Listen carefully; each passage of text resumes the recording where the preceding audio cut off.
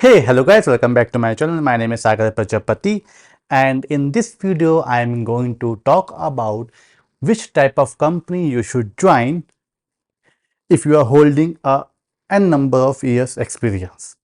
Okay, so the reason why I'm going to talk about this, because I have worked in service based company, I have worked in product based company, and currently I am working in a startup.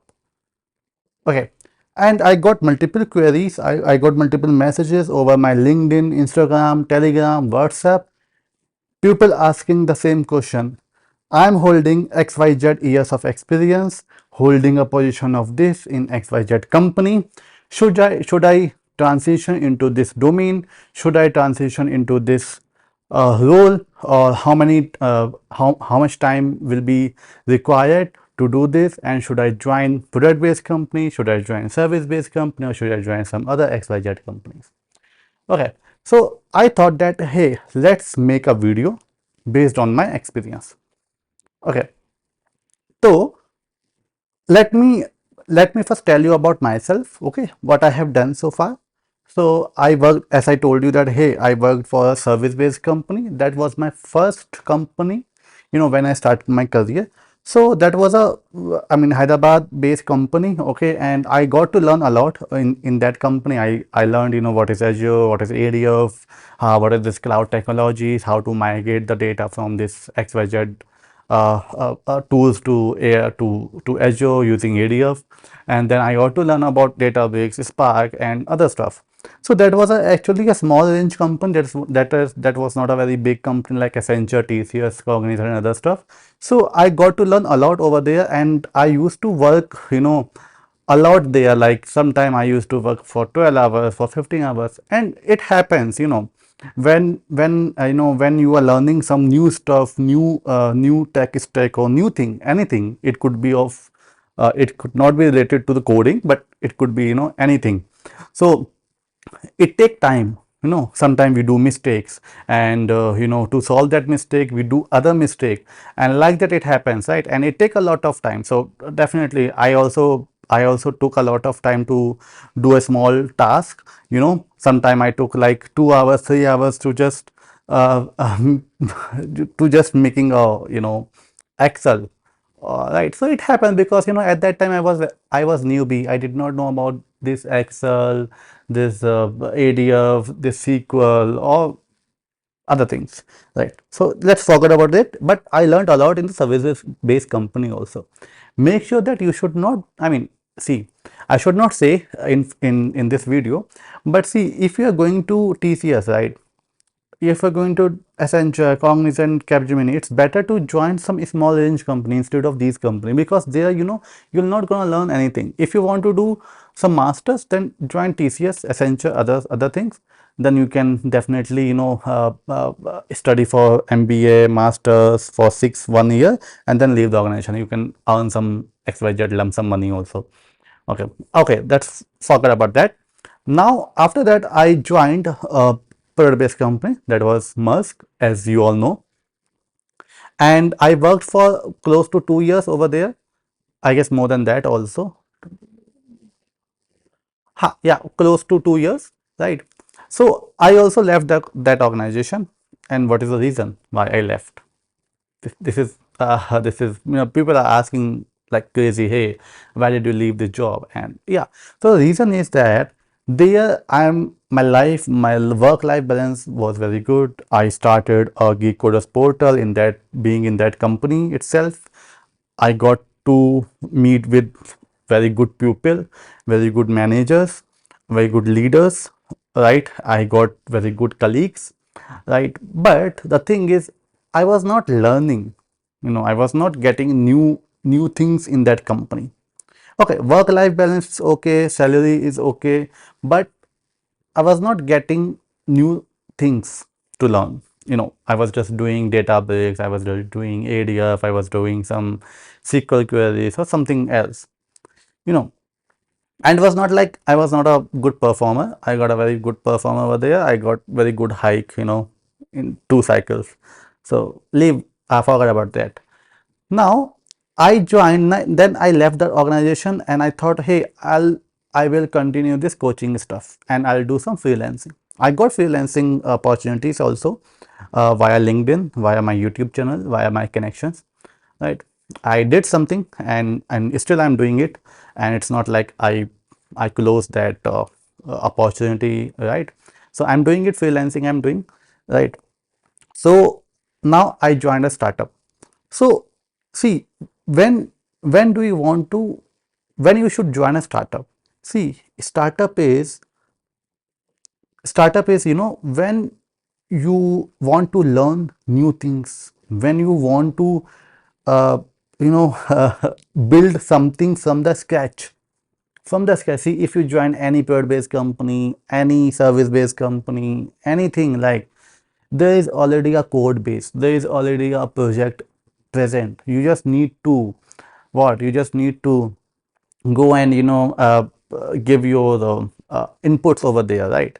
But in a startup, see, we are building a whole company from the scratch, right? And you can understand how much learning you will have it, once the company is established. And yeah, that is also a fact that, hey, startup can go in any direction. Maybe it go down, it go up, but if it goes up, then you will be rocked.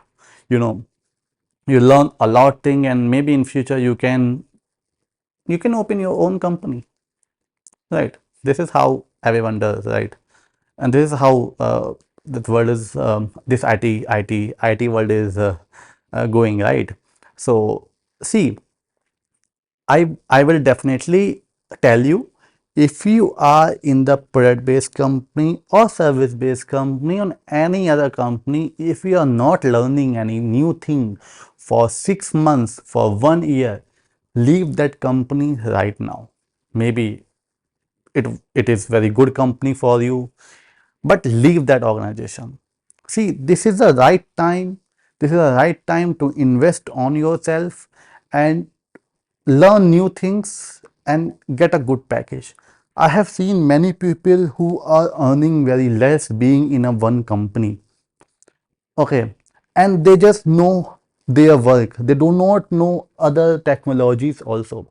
And they come to me and they ask, hey Sagar, I am earning like this on this much package. I'm owning this much package in my current company. How to get good package? See, if you are living in, like, you are in 2024 and you are using the tech stack which is of 2020, 2016, 2015, 2012, right? 2012, right? And you are expecting good package. How, bro? No, it's not gonna do that, right? So it's better that you should more focus on the new learning. Let's say, if I talk about data engineering part, right? So now data engineering is there. Now you should focus on LLM, vector search, vector DBs, and what we can say, yeah, just explore in Google, YouTube, try to use some LLM and build some application for your company which solve their problem. You can do it easily, right? Or else what you could do, you could learn some new tech stack like Apache, Iceberg, Apache, Hoodie, they have DuckDB, Polars, right, Docker, right, and how to build backend API for your own company. Let's say if you are owning a if you are in a team of one organization, right, and you have built something, you have built some pipeline, you have built some logic for the business. Now you want to give that, you want to build up, you want that, hey, some customer, some client will use this application, or this, we can say, code, right? So you're not gonna provide the notebooks and other stuff, right? It's better to give them a API. Hey, this is the API. This is the username, password, use it. And what you can do, you can just hit this URL, you'll get your result, right? Try to learn these technologies also, so that you will earn a lot of money, you know moving forward. Because I have seen, I mean, it's not talking, I mean, it's not like that, hey, you cannot learn it. It takes a lot of time. It takes a lot of efforts. Maybe it take like uh, 1 month, 2 months, 3 months, 4 months, 6 months. Maybe it takes for a year to you. But you know, it's better you invest 1 hour or half an hour daily on something rather than doing nothing. Okay, and this is also, I mean, I have seen many people who are like, hey, in my current company, I'm going to get promoted in some XYZ days or XYZ months. So I'm waiting for that, and after that, I'll not quit the job, or vice versa. See, if you have planned that, hey, I want to leave the organization, so ideally, what you should do, you should be more focused on your learnings then. Whatever you are preparing for interviews, or everyone does the same thing, dude. And reduce the time efforts which you are giving to the company. See, definitely you're going to leave that company, right? And ask the right amount. Sometimes we do not ask. Usually I don't ask too much money. Whatever HR says, or founder says, hey, I'm giving you this much package. I said, okay, give me. But you should not do that, right? Because, and yeah, try to do more freelancing. See, if you do more freelancing, you will earn a lot of money, and it's just a matter of 1 2 years or 3 years, right? If you can handle that pressure, or that pressure or that time, then definitely everyone should do it. And also, this is also, uh, what I can say, if you are good in your domain, if you are good in your technical skills or other skills, whatever you're doing right now, then you can easily do freelancing. Why? The reason is, you'll not see. Suppose you got a task, right? Hey, you have to build a pipeline having this requirement. You have to make a table and other things. Complete in 1 day. Don't tell to your managers, leaders that I have completed, because at least you will have like 2 3 days to build that logic or that pipelines, right? So do not you should not tell to your managers, say, hey, I have done this. I used to tell to my managers that, hey, the task has been completed in 2 3 hours. But my manager was very chill, that, hey, I have completed this task. Now I'm not gonna touch any new user story or new task, right? So he was also, or she was also very fine with that. Okay, you have completed, now let's enjoy. Right, and it depends on company and manager to manager, but ideally you should not tell, and then extract and use that time in your part-time job or in your freelancing job. Right, everyone does it. Yeah, you just have to build the connections. If you have very good connections over LinkedIn, then definitely you will get a freelancing things, part-time things, or other kind of jobs. Right, I have seen people who doing double jobs, right? And I'm not saying it's I mean, it is illegal, but yeah, if you can handle it, you can do it. If you can't handle, then maybe you cannot do it. The thing is, see, if you spend whole day by for your current company, you will not do anything. You cannot do anything then. You will be like, hey, I want to work for my company, I want to complete this task. Hey, try to learn all this stuff. If you can complete this task in 2 hours, 3 hours, 4 hours, remaining 4 hours you can invest on something else. You can, maybe you can make a videos like I'm making it, right? You can, or else if you want to watch Netflix, or if you want to watch reels, then you can also do that. It's depend on you. If you want to earn good amount of money being in a small range company, you can do it. It's not like Google guys or Microsoft guys are earning a lot of money. There are many guys who are from a tier 3 college, tier 3 companies, tier 3 cities. They are also making a lot of money. That depends on you, what you are doing. So I hope that this is clear to you, and please make sure to watch this, to share this video with your friends who are looking for this information. I hope that you got it, and I have built a lot of project courses on my website. Please visit that website. You can get the link in the description box.